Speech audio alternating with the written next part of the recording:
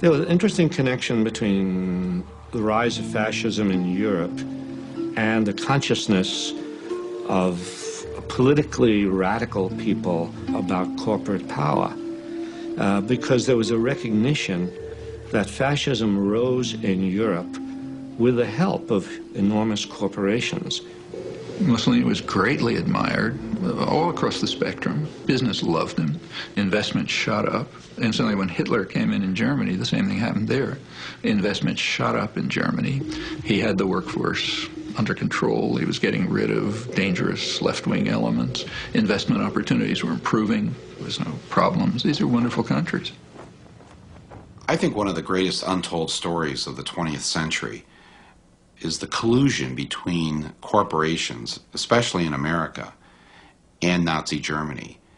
First, in terms of how the corporations from America helped to essentially rebuild Germany and support the early Nazi regime, and then, when the war broke out, figured out a way to keep everything going. So General Motors was able to keep Opel going, Ford was able to keep their thing going, and companies like Coca-Cola, because they couldn't keep the Coca-Cola going, so what they did was they invented Fanta Orange for the Germans. And that's how Coke was able to keep their profits coming in to Coca-Cola. So when you drink Fanta Orange, that's the Nazi drink. That was created so that Coke could continue making money while millions of people died. When Hitler came to power in 1933, his goal was to dismantle and destroy the Jewish community. This was an enterprise so fast that it required the resources of a computer. But in 1933, there was no computer. What there was the IBM punch card system, which controlled and stored information based upon the holes that were punched in various rows and columns. Naturally, there was no off-the-shelf software as there is today. Each application was custom designed, and an engineer had to personally configure it.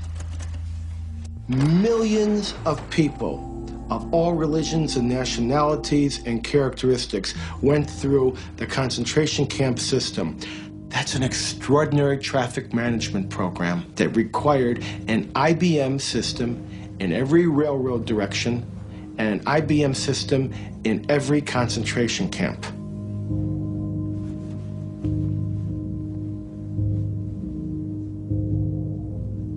Now, this is a typical prisoner card. There are little boxes where all the information is to be punched in. We compare this information to the code sheet for concentration camps. And here you see Auschwitz is 1, Buchenwald 2, Dachau is 3. Now, what kinds of prisoners were they? They could be a Jehovah's Witness for 2, a homosexual for 3, communist for 6, or a Jew would be 8. Now, what was their status?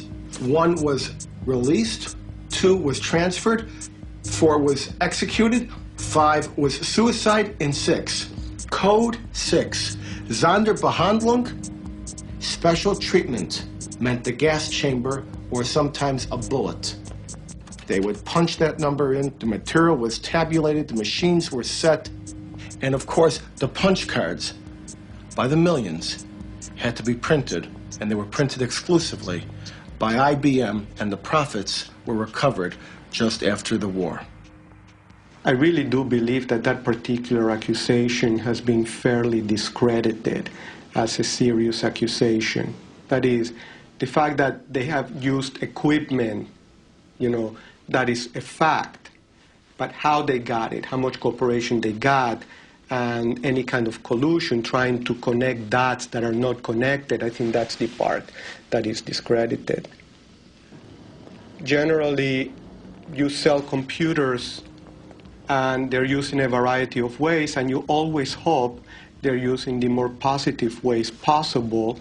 If you ever found out they are used in ways that are not positive, then you would hope that you stop supporting that. But do you always know? Can you always tell? Can you always find out? IBM would, of course, say that it had no control over its German subsidiary. But here on October 9th of 1941, a letter is being written directly to Thomas J. Watson with all sorts of detail about the activities of the German subsidiary. None of these machines were sold. They were all leased by IBM, and they had to be serviced on site once a month, even if that was at a concentration camp such as Dachau Buchenwald. This is a typical contract with IBM and the Third Reich, which was instituted in 1942. It's not with the Dutch subsidiary, it's not with the German subsidiary, it is with the IBM Corporation in New York. You know, as it happens, I know that story. I discussed it more than once with old Mr. Watson, and I was around at the time. I'm not saying that Watson didn't know that the German government used punch cards. He probably did know. After he had very few customers. Watson didn't want to do it. Was not because he thought it was immoral or not, but because Watson, with a very keen sense of public relations, thought it was risky. It should not surprise us that corporate allegiance to profits will trump their allegiance to any flag. A recent U.S. Treasury Department report revealed that in 1 week alone, 57 U.S. corporations were fined for trading with official enemies of the United States, including terrorists, tyrants, and despotic regimes.